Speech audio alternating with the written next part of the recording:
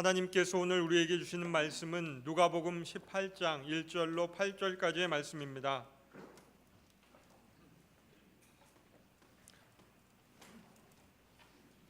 누가복음 18장 1절로 8절까지의 말씀을 제가 받들어 읽겠습니다.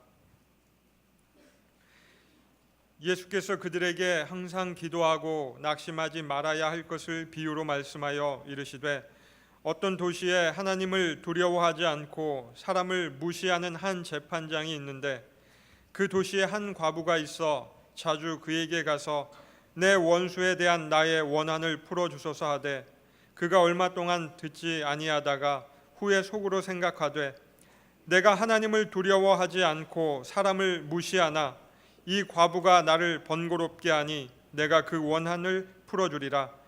그렇지 않으면 늘 와서 나를 괴롭게 하리라 하였느니라. 주께서 또 이르시되, 불의한 재판장이 말한 것을 들으라. 하물며 하나님께서 그 밤낮 부르짖는 택하신 자들의 원한을 풀어주지 아니하시겠느냐? 그들에게 오래 참으시겠느냐? 내가 너희에게 이르노니 속히 그 원한을 풀어주시리라. 그러나 인자가 올 때에 세상에서 믿음을 보겠느냐 하시니라. 아멘. 고맙습니다. 할렐루야 찬양대. 엘리야의 하나님, 제가 한 40년 만에 들어보는 찬양입니다.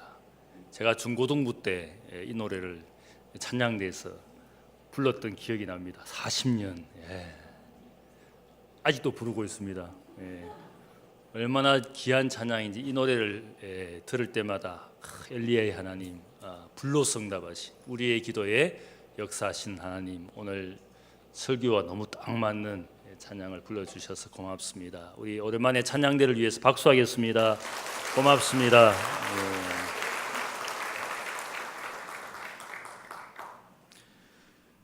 교회 마케팅의 대부이면서 교회 성장 전문가인 조지 반나는 이렇게 말했습니다. 기도는 미국에 있었던 모든 교회 성장의 가장 핵심적인 것이었다. 기도는 마치 전쟁을 치르기 위해서 군대를 소집하는 나팔과 같고, 소집된 하나님의 군대는 기도라는 무기의 능력을 알고 모든 모임이나 활동에 언제나 기도하였고, 이것이 교회 성장의 밑거름이 되었다. 이렇게 말을 했습니다.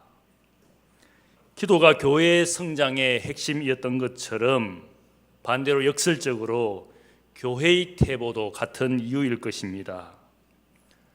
기도가 퇴보할수록 교회도 퇴보하고, 기도가 없어질수록 교인도 남아있지 않게 될 겁니다.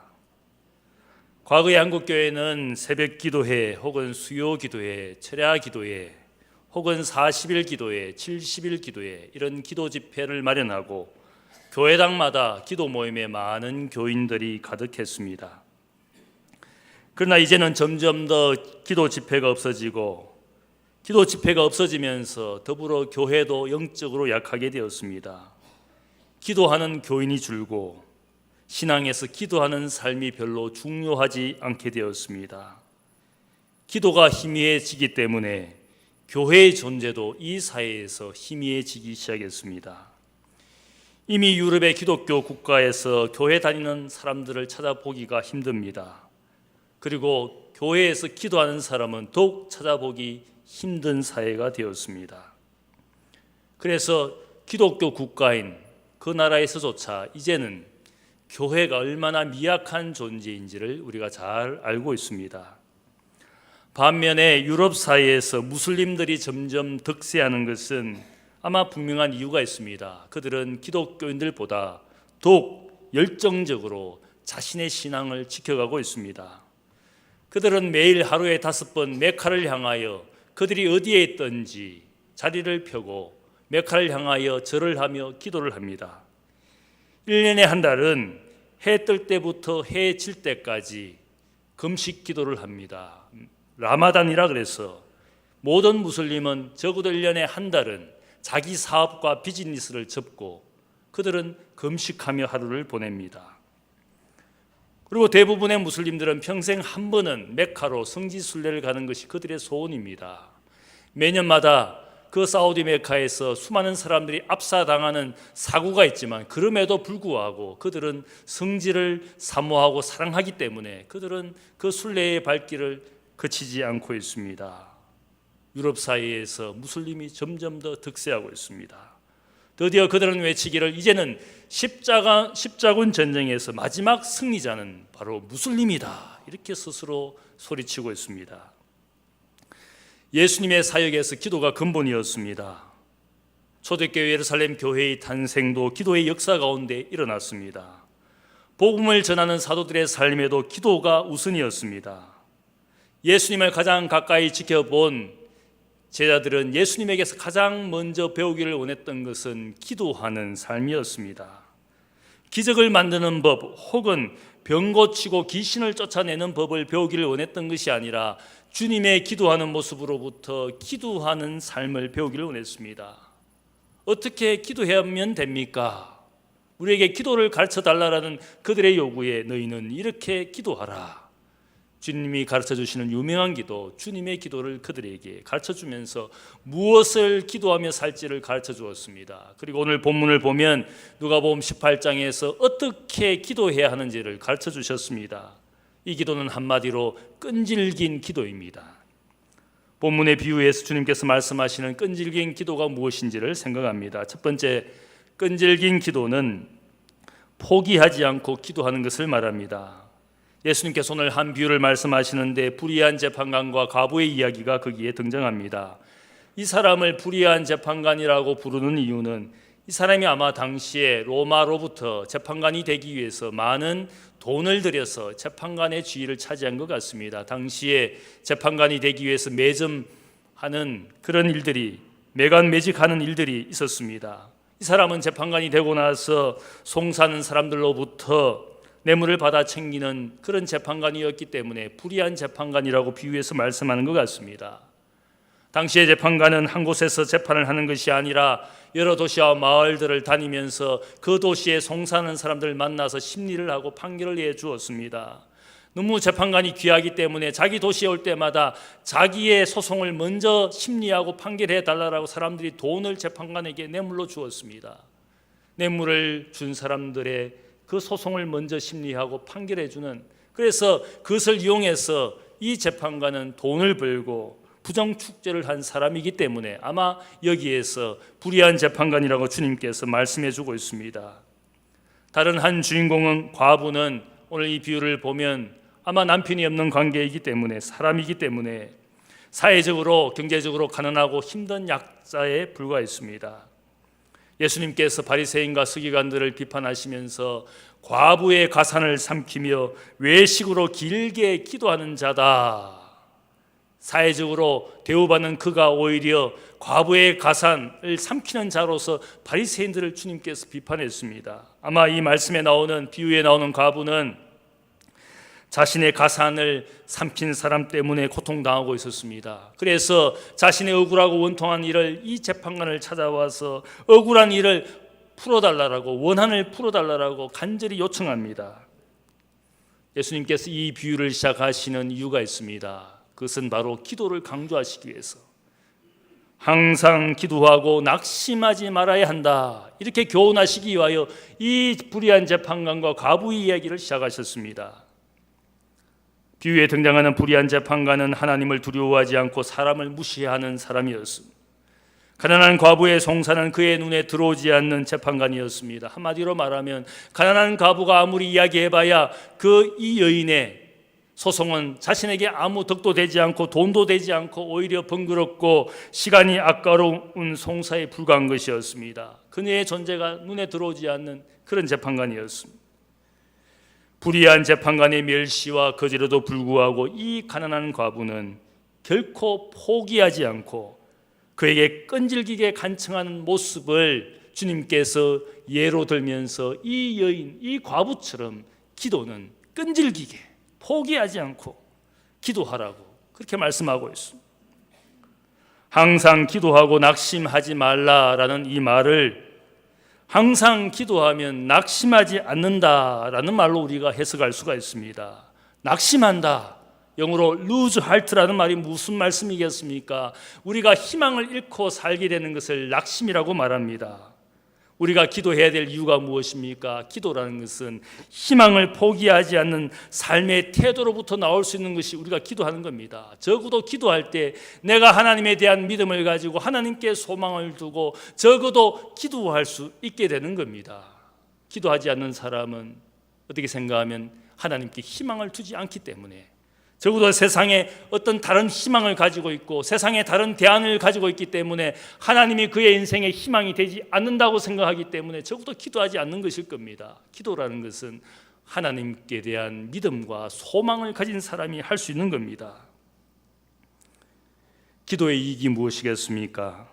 계속적으로 희망을 품고 살 수 있는 것이 기도하는 삶의 유익입니다. 아무리 우리의 환경과 상황이 아무리 힘들고 어려워도 자신의 영혼을 희망으로 채우는 것이 기도하는 삶의 유익이 되는 겁니다. 기도하여서 무엇을 이루는 것이 중요한 것이 아니라 기도함으로 내 삶의 마지막 희망의 불씨를 늘 가지고 산다는 것이 기도의 유익인 줄로 믿습니다. 여러분이 왜 기도해야 됩니까? 적어도 내가 하나님께 대한 믿음과 희망을 가지고 있는 사람이다. 기도가 우리의 영혼을 희망으로 채우기 때문에 기도하면 낙심하지 않는다. 항상 기도하면 우리가 낙심에 우리의 영혼을 팔지 않게 되는 겁니다. 기도하면 낙심하지 않게 된다는 뜻입니다. CNN 창설자 테드 터너는 엄격한 기독교 가정에서 자라난 사람입니다. 스스로 선교사로 헌신하고자 했을 정도로 독실한 크리스찬이었습니다. 어느 날 그의 누나가 큰 병에 죽게 될 지경에 이르렀습니다. 그래서 이 테드 터너가 자신의 누나를 살려달라고 하나님께 간절히 기도했습니다. 그러나 그의 기도에도 불구하고 결국은 자신의 누나가 병으로 죽게 되었습니다. 자신의 누나가 병들어 죽게 된 것을 보고는 자신의 기도도 아무 소용이 없다라는 사실을 알고는 기독교는 헛상이다, 그렇게 말하고는 기독교와 교회를 떠나버린 사람이었습니다. 우리가 흔히 생각할 때 내가 기도하면 원하는 것이 다 이루어져야 된다. 그런데 기도했는데 이루어지지 않으니까, 원하는 것이 응답되지 않으니까 낙심하고 좌절할 수가 있습니다. 그런데 오늘 주님의 말씀은, 예수님이 가르치시는 이 비유의 말씀은 기도하는 것이 결국 무엇인가? 그것은 포기하지 않은 희망을 가지고 계속 살게 되는 것이니까 낙심하지 않게 만드는 것이 기도 생활이라는 사실을 우리에게 말씀합니다.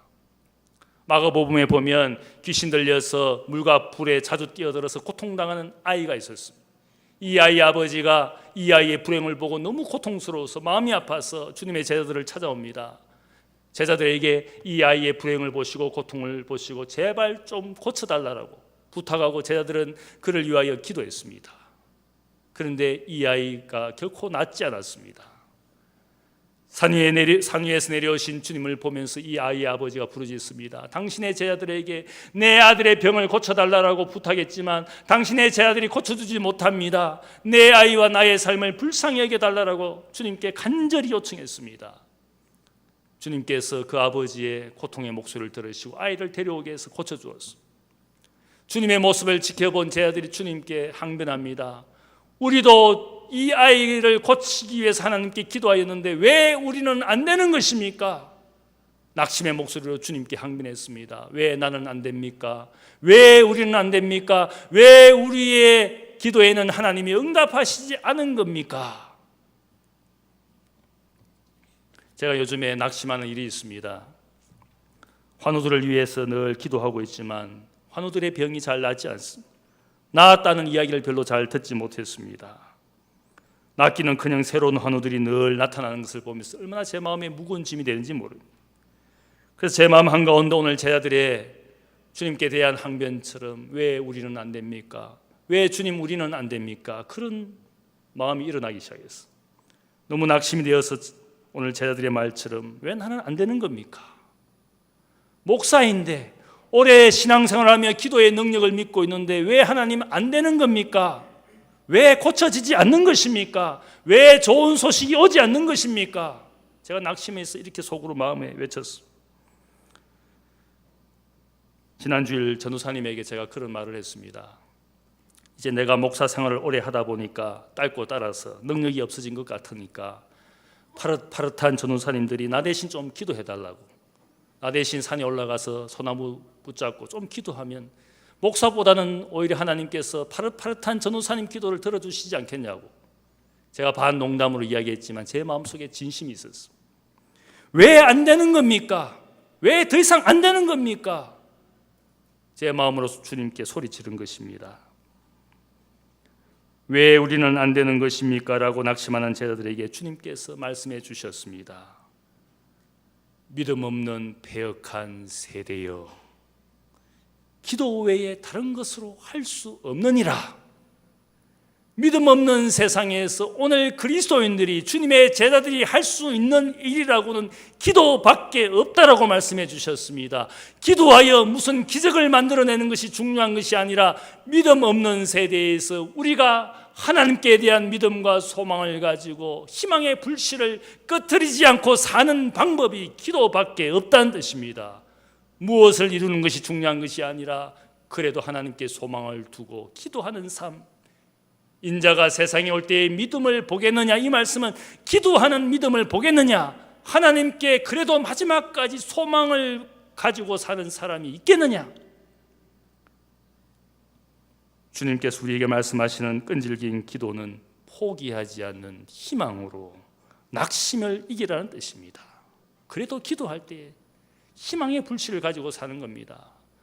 당장 낫지 않더라도 내 살아생전에 우리의 기도 원하는 대로 이루어지지 않는다 할지라도 마지막까지 하나님께 희망을 가지고 사는 것이, 그것이 바로 기도의 유익이라는 겁니다. 기도는 우리에게 소망을 주는 겁니다. 두 번째로 끈질긴 기도는 집요하게 하는 기도입니다.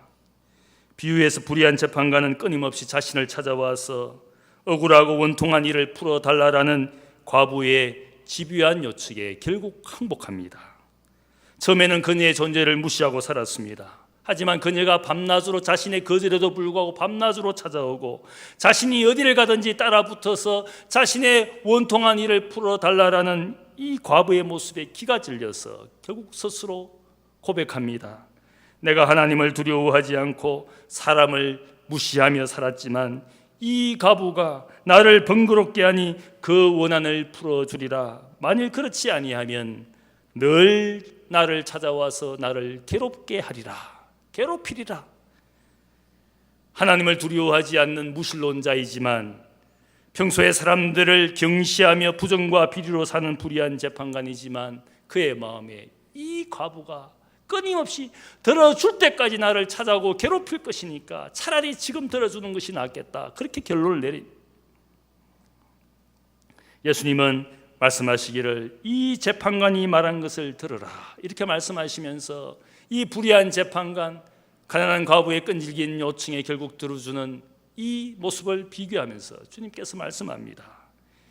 불의한 재판관도 그가 평소에 무시하고 관심 받기던 가난한 과부의 끈질긴 호소에 응답해 주는데 하물며 우리의 공의로우신 하나님께서 택하신 자들, 택하신 하나님의 자녀들이 밤낮 부르짖는다면 우리의 원통한 것을 풀어주시지 아니하시겠느냐.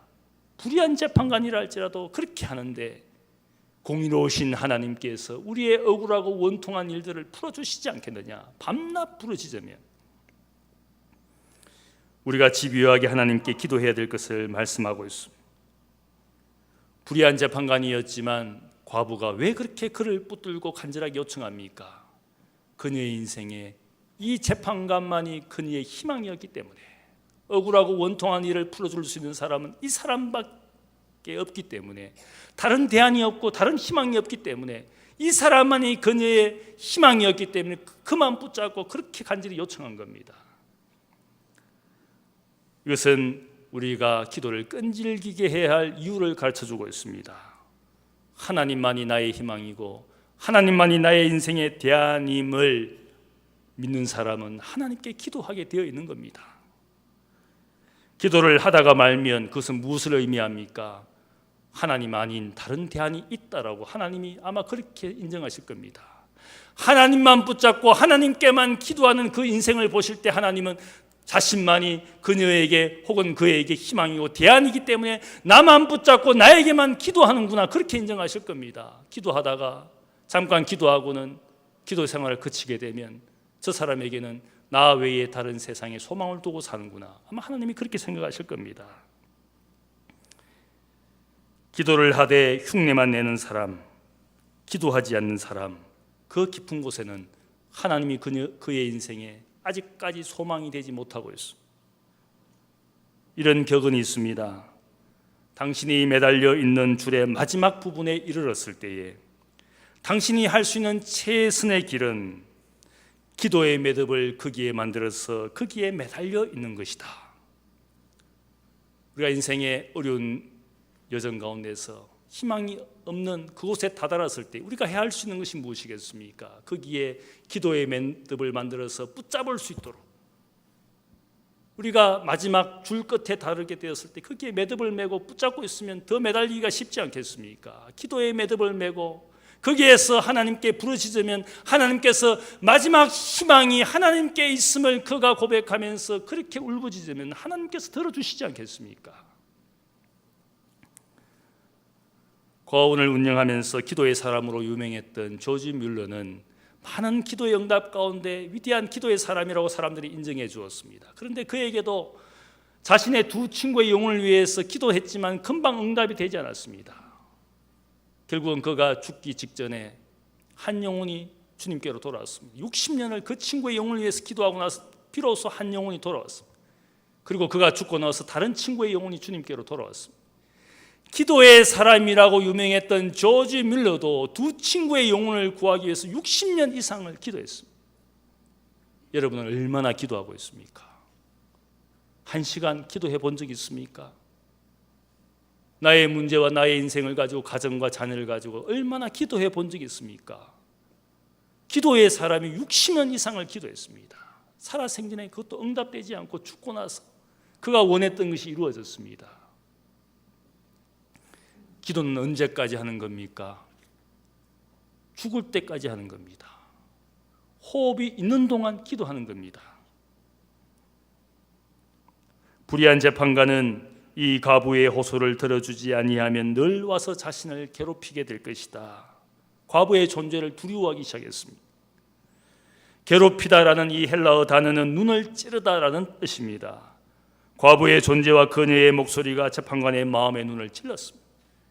그녀의 존재를 무시하고 살다가 간절히 늘 외치는 그녀의 존재가 눈에 들어오기 시작하고 마음의 눈을 찌르기 시작했습니다. 들어주지 않을 수가 없다라고 결론을 내렸습니다.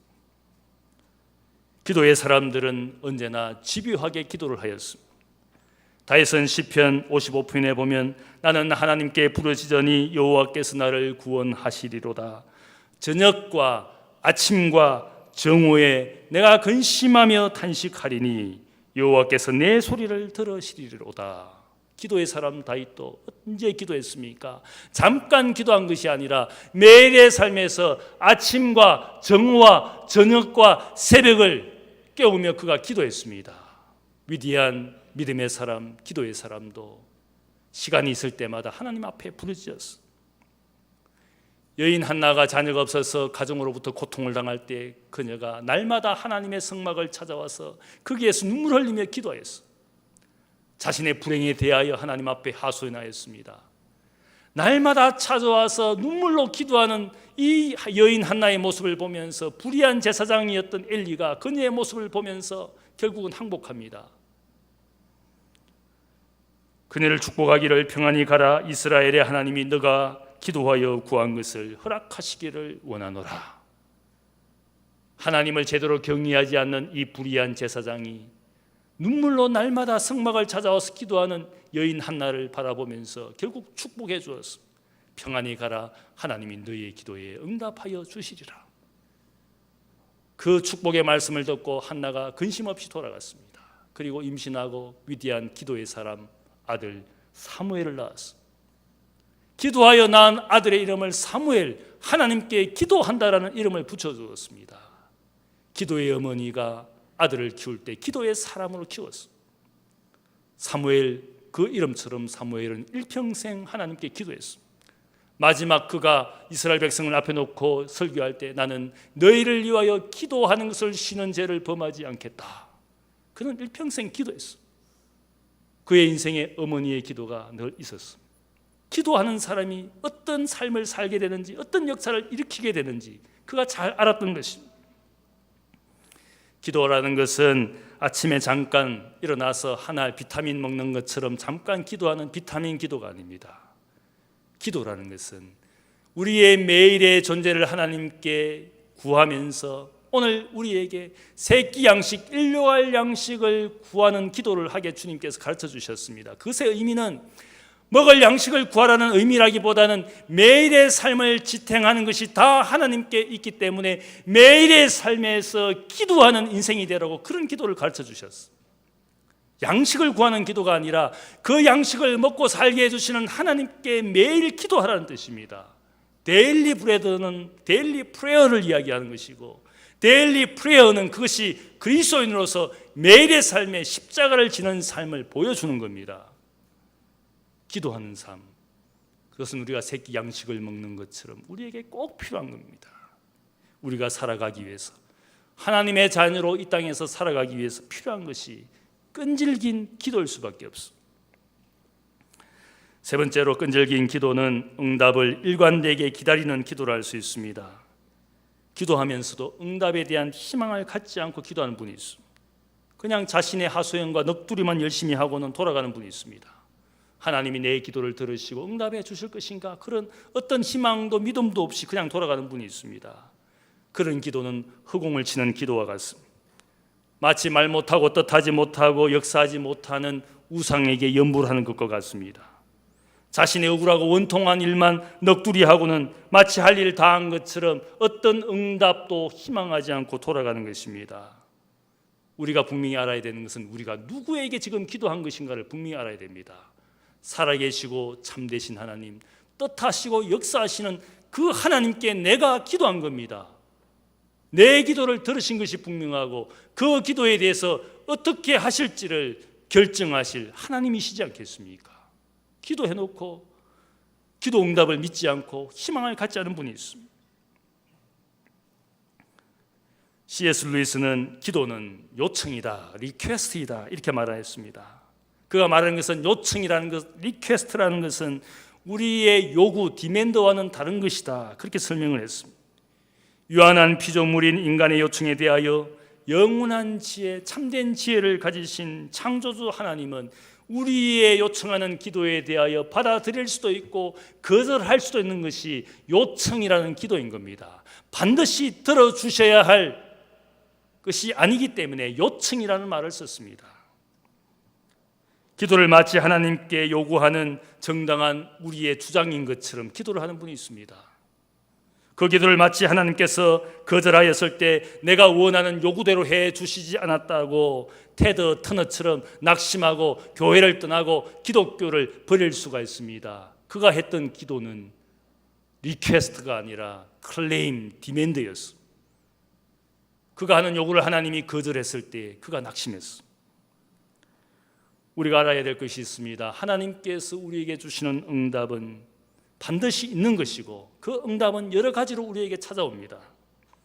하나님께 우리가 기도할 때 즉각적으로 응답해 주실 수도 있습니다. 때로는 시간과 세월이 흘러서 늦게 응답될 수도 있는 겁니다. 때로는 내가 원하는 방식이나 내가 원하는 모양대로 나타나지 않고 하나님께서 기다리게 하시고 더 좋은 방식으로 내게 응답해 주실 때도 있습니다. 만일 저희 아내가 결혼에 대해서 기도하면서 결혼에 대한 기도를 하자마자 하나님이 응답해 주시면 아마 지금쯤 다른 남자하고 만나서 살고 있을지 모르겠어요. 늦도록 결혼에 대해서 기도했기 때문에 이렇게 좋은 남편을 만난 것이지 않겠습니까? 어쩌면 홀로 생각할 때 반대로 생각할지도 모르겠어요. 그때 즉각 응답해 주시고 그 남자 만났으면 지금 행복하게 살고 있을지도 모르겠다, 이렇게 생각할지는 모르겠지만 제가 생각할 때는 늦도록 기도했으니까 이렇게 좋은 남편을 만난 것이지 않겠습니까? 내가 원하는 시간과 내가 원하는 방식으로 응답하시지 않고 다른 방식과 다른 시간에 응답해 주시면 하나님이 우리에게 역사하시는 방법은 참된 지혜, 영원한 지혜를 가지신 분이 하신 일이기 때문에 내 인생에 더 좋은 것을 주신 것이고 더 참된 것을 주신 것이지 않겠습니까? 내가 지금 정욕으로 욕심으로 구하여 즉각 응답해 주시면 그 응답받은 것 때문에 인생을 망치는 사람들이 얼마든지 있을 수가 있어요. 정욕으로 잘못 구하면 그 기도에 만일 하나님이 즉각 응답해 주시면 세상은 무질서와 방종으로 끝나게 될 겁니다. 제가 과거에 보았던 브루스 올마이티라는 영화가 있습니다. 거기에 짐 캐리가 주연을 하는데 그가 방송국에서 일하는 기상캐스터였습니다. 자기가 유능하게 일하여서 이제는 메인 앵커가 될 줄 알고 기다리고 있었는데 다른 사람이 메인 앵커가 되었습니다. 너무너무 화가 나서 직장을 때려치웠습니다. 그리고 하나님을 원망했습니다. 내가 지금까지 기도하고 하나님을 믿으면서 이렇게 기다렸는데 다른 사람이 그 자리를 차지해서 너무너무 분노하고 직장을 때려치웠습니다. 그의 원망을 듣게 된 하나님이 그를 찾아왔습니다. 네가 하나님 한번 해보라고. 그래서 하나님이 일주일 휴가를 갑니다. 그래서 브루스가 전능한 하나님이 됩니다. 브루스 올마이티. 그가 하나님 역할을 하면서 자기가 하고 싶은 거 다 해보았습니다. 하나님 역할을 하면서 보니까 중요한 것이 하나 있는데 사람들의 기도 소리를 들어야 되는 겁니다. 늘 사람들이 기도하는데 그 소리를 듣고 있으니까 너무너무 지겨워졌습니다. 그래서 어느 날 모든 사람들의 기도 요청에 무조건 예스라고 기도 응답의 컴퓨터 키 엔터키를 예스라고 쳐버렸습니다. 그때부터 세상은 무법천지가 되었습니다. 사람들이 원하는 대로 다 예스라고 해버리니까 그때부터 세상이 도대체 버텨낼 수가 없는 겁니다. 사람들이 자신이 요구하는 대로 하나님이 예스라고 하는 순간부터 세상은 무법천지가 되었습니다. 여기에 여러분들이 원하는 대로 하나님께서 예스라고 응답을 하면 그때부터 교회가 부흥할까요? 여러분의 삶이 더 행복해질까요? 세상이 어떻게 될까요? 축구를 하는데 양팀이 서로 하나님께 이기게 해달라고 기도했습니다. 하나님이 어떻게 해야 되는 겁니까? 모든 자녀들이 다 서울대학 명문대학 가게 해달라고 교회마다 기도하고 있습니다. 모든 수험생 자녀들이 서울대학 연대 고대를 들어가면 세상이 어떻게 될까요? 모든 사람들이 병을 다 낫기를 원해서 기도했습니다. 모든 환자들마다 기도하고 다 나았습니다. 병원과 의사는 어디로 가야 할까요? 인생이 요구하는 대로 하나님이 해 주시지 않는다고 세상이 불행하게 되는 것이냐? 결코 그렇지 않습니다. 우리의 기도의 요청을 얼마든지 창조주는 거절할 수가 있습니다. 거절함에도 불구하고 우리의 응답을 지연시키면서도 우리가 믿는 것은 하나님이 여전히 인생과 세상을 사랑하고 계신다. 그분의 은혜와 사랑 가운데 세상이 그래도 질서 있게 운행되는 것입니다. 내가 원하는 것이 이루어지지 않았다고 나는 낙심하고 하나님께 분노할 수가 있습니다. 그러나 창조주는 인생과 세상이 행복하게 되도록 세상을 지금도 섭리하고 있는 겁니다. 기도를 하지 않고 염려하는 분들이 많습니다. 기도하는 시간보다 염려하는 시간이 너무너무 많지 않습니까? 윌리엄 워드는 이렇게 염려에 대해서 이야기합니다. 근심에 대해서 이렇게 말합니다. 염려는 부정적인 것을 믿는 것이고, 염려는 기뻐할 수 없는 것을 신뢰하는 것이고, 염려는 재난에 대해서 확신하는 것이고, 염려는 패배에 대해서 믿음을 가지는 것이다. 염려는 모든 부정적인 상황들을 끌어모으는 자석이다. 염려는 어제의 문제 때문에 내일의 기회를 포기하도록 오늘의 시간을 허비하게 만드는 것이다. 염려에 대한 사람들의 속에는 믿음이 있긴 있는데 부정적인 것에 대한 믿음, 실패에 대한 믿음, 기뻐할 수 없는 것에 대한 믿음, 어쩌면 다른 형태의 믿음일지 모르겠어. 윌리엄 워드가 말한 이 염려 대신에 기도라는 말을 집어넣으면 이렇게 되는 겁니다. 기도는 긍정적인 것을 믿는 것이고, 기뻐할 수 있는 것을 신뢰하는 것이고, 행복에 대해서 확신하는 것이고, 승리에 대한 믿음을 가지는 것이다. 기도는 모든 긍정적인 상황들을 끌어모으는 자석이다. 기도는 어제의 문제들이 있음에도 불구하고 내일의 기회를 잡을 수 있도록 오늘 시간을 들여서 하나님께 요청하는 것이다. 너무 멋진 말이지 않습니까? 기도는 염려 대신에 우리가 기도해야 되는 겁니다. 부정적인 것을 믿는 그 믿음 대신에 긍정적인 것에 대한 확신과 믿음을 가지게 하는 것이 기도라는 겁니다. 그래서 사도 바울도 같은 맥락으로 우리에게 이야기합니다. 아무것도 염려하지 말고 다만 모든 일에 기도와 간구로 너희 구할 것을 감사함으로 하나님께 아뢰라. 그리하면 모든 지각에 뛰어난 하나님의 평강이 그리스도 예수 안에서 너희 마음과 생각을 지키시리라. 주님께서 말씀하시기를 너희는 마음에 근심하지 말라. 하나님을 믿으니 또 나를 믿으라. 내 아버지 집에 거할 곳이 많도다. 내가 너희를 위하여 거처를 예비하러 가더니 내가 다시 와서 나 있는 곳에 너희를 데려가리라. 근심 없는 삶, 염려 없는 삶을 주님께서 강조하셨어. 염려하는 그 시간보다 하나님 앞에 기도와 간구함으로 너희 구할 것을 감사함으로 하나님께 요청하라. 우리의 생각과 우리의 지각보다 뛰어난 창조주, 그 지각에 뛰어나신 하나님의 평강이 예수 안에서 우리의 마음과 생각을 붙잡아 주시리라. 기도가 염려를 대체하게 만들어야 되는 겁니다. 기도는 희망을 가지게 하는 겁니다. 혹 내가 원하는 대로 이루어지지 않는다 할지라도 기도는 인생을 사는 날 동안 희망이 있게 만드는 겁니다. 저는 그것이 기도의 능력이라 생각합니다. 기도를 통하여 무엇인가 일어나도록 하는 것이 아니라 기도를 통하여 내 마음의 평안을 가지고 내 마음의 확신을 가지고 내 마음의 희망을 잃지 않고 살게 만드는 것이 기도하는 사람에게 주신 하나님의 특별한 은혜인 줄로 믿습니다. 응답에 대한 희망을 일관되게 가지는 것, 그것이 끈질긴 기도입니다. 기도는 하나님을 이론적으로 믿는 사람이 하는 것이 아니라 기도는 하나님을 실제로 믿는 사람만이 할 수 있는 겁니다. 기도하지 않는다면 아직 하나님을 실제로 믿지 않는 겁니다. 하나님으로부터 오는 모든 응답을 긍정적으로 기다리면서 감사하게 되는 것이 기도 생활입니다. 어떤 상황과 환경에도 끈질기게 기도하며 살아가시는 진정한 신앙의 사람 되시기를 주님의 이름으로 축복합니다. 기도하겠습니다. 사랑의 아버지 하나님, 감사합니다. 우리가 하나님 앞에 기도하며 인생을 살고 있는지 이 시간 자신을 돌아봅니다. 기도라는 이 희망의 끈을 붙들고 기도의 매듭을 만들어서 인생의 마지막 그 줄을 잡고 있는 그 상황과 시간에서도 기도의 매듭을 붙들고 하나님께 소리칩니다. 하나님, 인생을 긍휼히 여겨 주옵소서. 주여, 나를 도와주소서. 하나님, 우리의 존재를 우리의 목소리로 그치지 않는 우리의 기도를 통하여 우리의 기도를 들으시고 우리의 억울하고 불행한 일들, 원통한 일들을 하나님 아버지 들으시고 응답하셔서 풀어주시기를 기도합니다. 혹 내가 원하는 대로 이루어지지 않는다 할지라도 하나님은 하나님의 방법대로 우리에게 인생에게 역사하실 줄 믿습니다. 이 믿음을 가지고 이 희망을 가지고 세상에 살게 하여 주옵소서. 나에게 매일의 양식이 필요한 것처럼 매일의 기도, 매일의 십자가를 통하여 하나님과 동행하여 살아가는 하나님의 자녀들이 되게 하여 주시옵소서. 감사하며 예수님의 이름으로 기도하옵나이다. 아멘.